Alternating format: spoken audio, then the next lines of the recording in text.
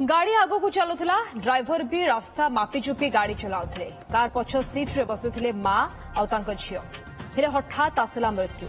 केही किछि बुझिबा आगरु चलीगला ड्राइवर दुर्लभ जीवन और अल्प के बर्तिले पछ सीट रे बसिथिबा मां और नाबालिका झियो। आज अपराह्न कतरबागा थाना अंचल जड़े महिला कुचिंडा थाना अंचल एक आवासिक विद्यालय रही पाठ पढ़ुवा झीर देह खराब होबारु नेबाकू आसिथिले।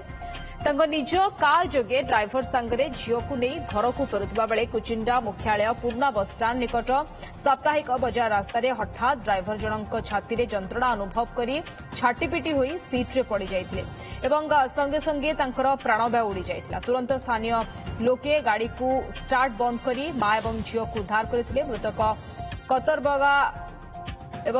कतरबगार श्रीकांत नाग बोली जनापड़ी। मृतदेह को पुलिस जबत कर व्यवच्छेद पठाई। आसुले सर याडे भड़ा आसी गोटे स्कूल को जावाकू स्कूल रू फेरुले आईटा बस स्टैंड साइड रे सर हार्ट अटैक होगला गाड़ी गाड़ी के बसते गाड़ी रे से जहाँ गाड़ी चलाती से झील से वाइफ बहुत प्रोब्लेम था सर। ये किसी नहीं बड़े रही गले सर दुई जन भी बसी बची गले सर से भी भल अच्छा बाकी दादा डेथ हो गला सर।